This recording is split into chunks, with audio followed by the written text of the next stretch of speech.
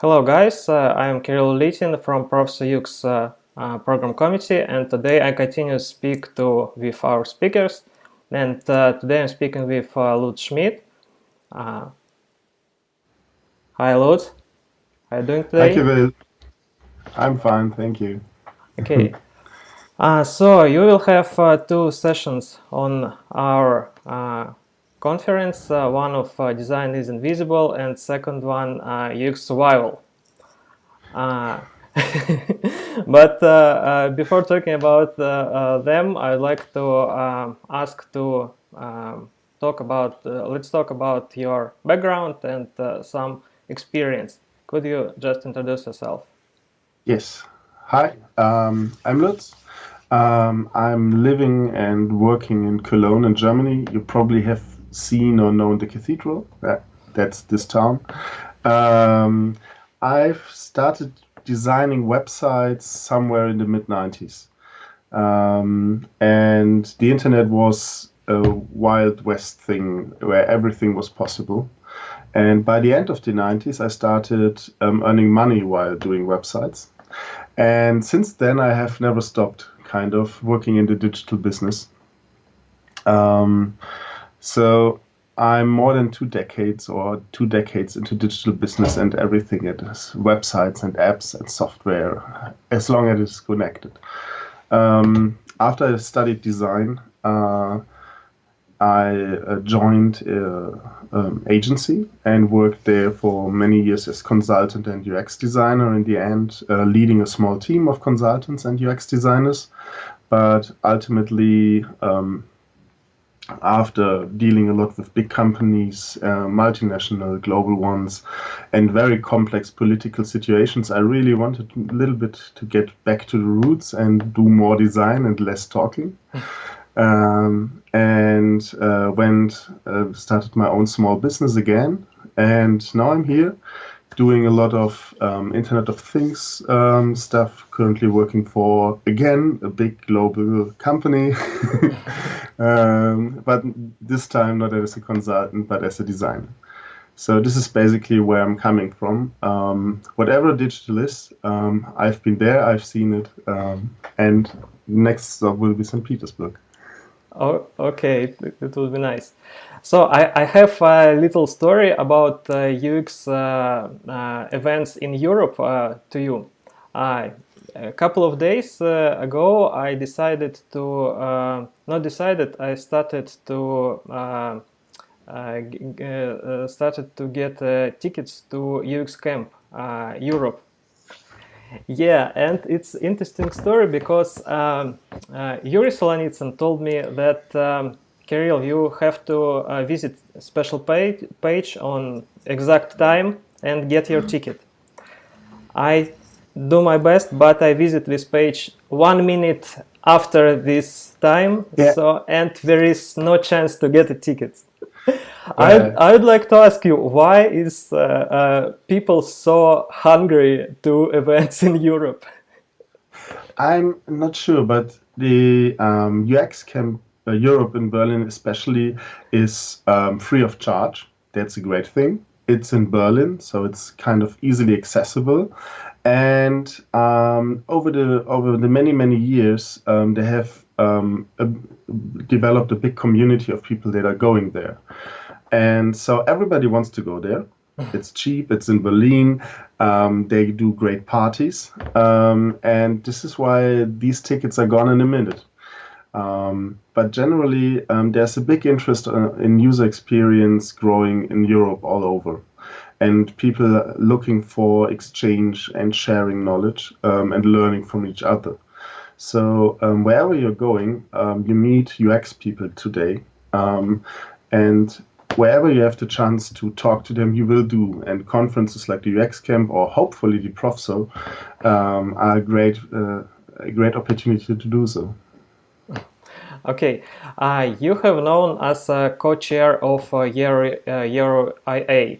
So, could you tell a little bit about this experience, or maybe about your experience working as a co-chair as well?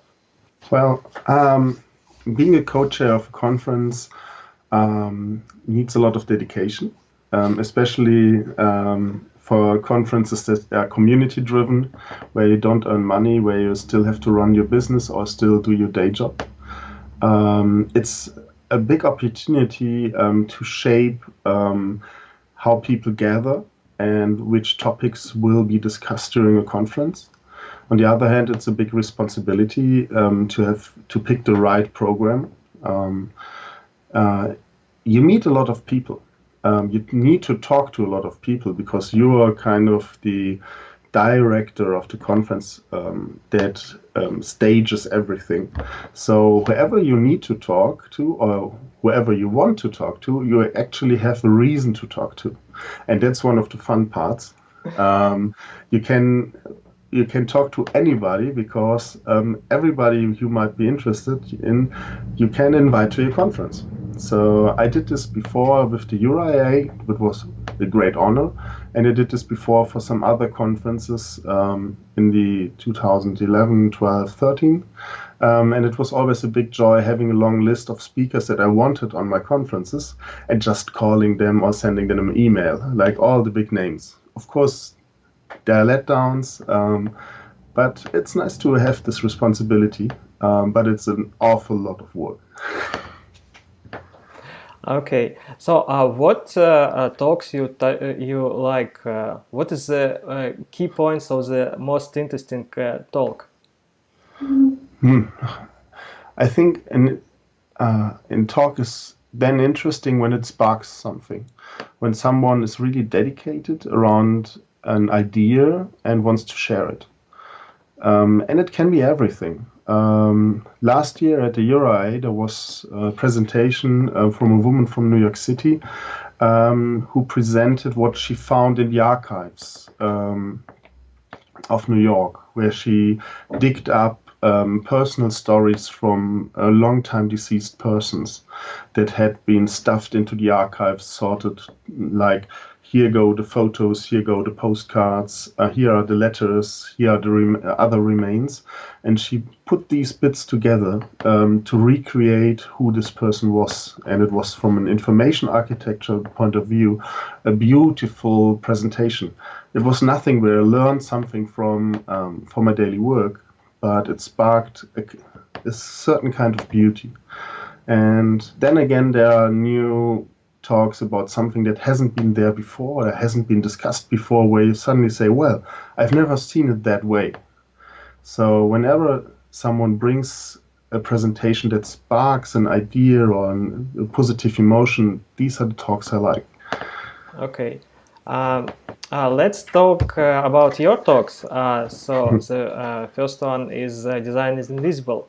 What audience should expect from you? Actually, the term design is invisible is not coined by me, sadly. um, it's coined by Lutz Burkhardt, a design theorist from Germany from the 1980s, 1970s, who today only a few people know, sadly. And I stumbled during my studies across a book labeled Design is Invisible and his essay around this idea. And it changed my way how I perceive design. I suddenly had my point of view, how I would like to design whenever I design. So not designing an object, but designing the relationships that the object might have when it is put into place is so much more important to have good design than just making it beautiful or useful on its own.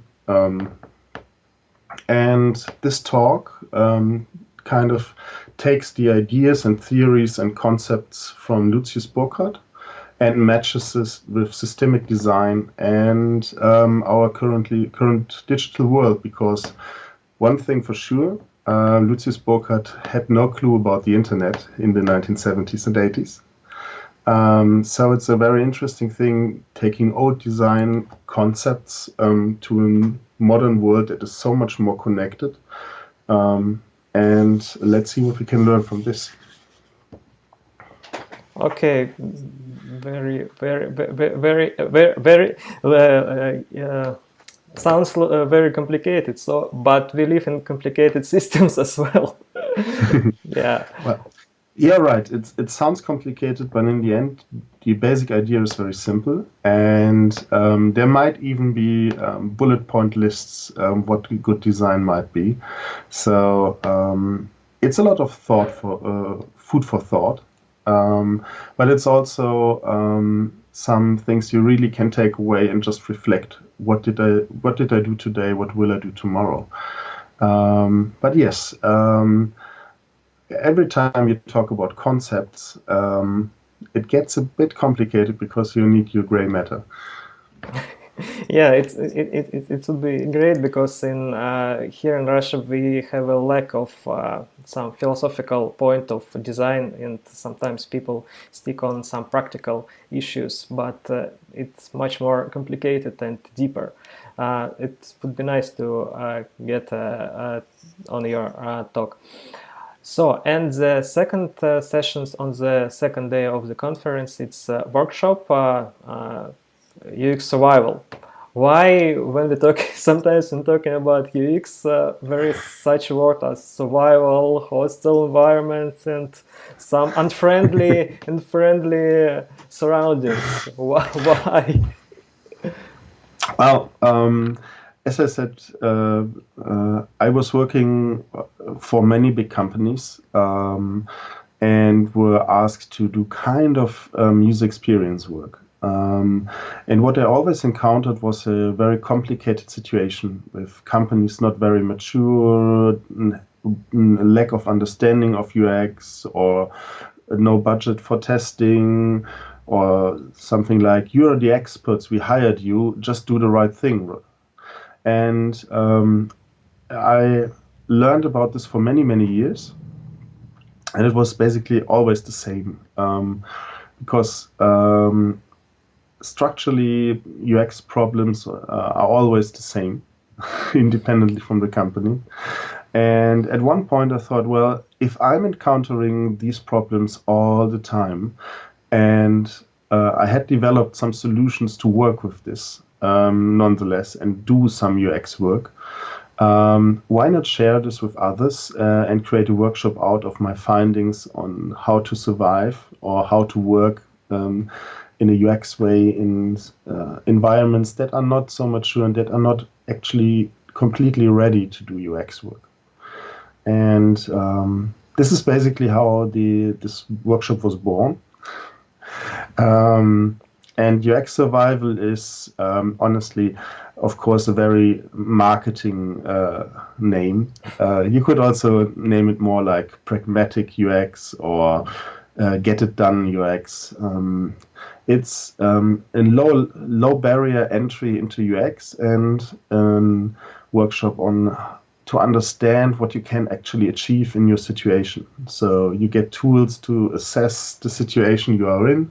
What are the actual problems? What is hindering you and your company from doing user-centered design work? What is hindering you from talking to users? Where are your actual problems and what can you do about it? Of course, it's not like a full thing, 2 years course, but it's an idea you get how you can start understanding your situation. And this is always one of the things that UX is all about, right? Understanding the situation, the context, and the users. And maybe if you start to understand your colleagues to be users of you, you can do some really good UX work inside your company. Yeah. Okay. So it would be your first visit to Russia, right? Yes, Yeah. it is. What is your expectations from your trip? I always wanted to visit St. Petersburg specifically. I actually can't remember why it is specifically St. Petersburg. I'm kind of adventurous on this. I've never been to Russia. I've been born in the 1970s, so when I was young, there was still the Cold War raging on, and some weird ideas about the Soviet Union and the Iron Curtain and everything like this. This is what I grew up with. And when the wall fell and the East opened up, it was like, okay, now we could go there. Um, and now I can go there. And it's actually something what I really, really like, that I can do this now kind of easily. I expect to meet a very friendly community. I hope that I can bring in something that is valuable, and hope to meet a lot of new friends, basically. And I hope that nobody expects me to speak Russian, because I don't speak any word. So I'm already excusing myself here. I will try to learn 1 or 2 sentences, but don't be too hard on me. Uh, Actually, our conference in Russian, still in Russian, and I hope maybe in next year we are going to separate track in English only. But many of us talk in English as well, so it would be great. So, and actually in environments going friendly to English speakers too, and there is some changes after Football Cup. Yeah, so there is navigation on the streets, navigation in metro, so it would be much easier to get into around the city.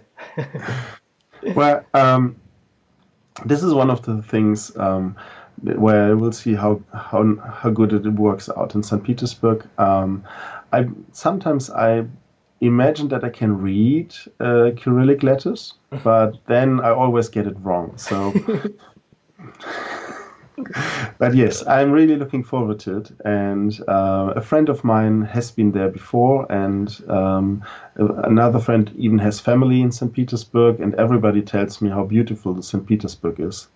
So I'm really looking forward to meet you.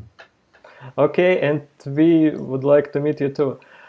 So our interview going to the end. Thank you so much for your time, and wish our audience some end words. Well, hope to see you soon in St. Petersburg. If you haven't bought a ticket yet, do so now. If you are curious, I'm curious too. So why not meet in St. Petersburg in a good 3 weeks? So bye bye, and see you there. Thank you very much. Bye. Bye.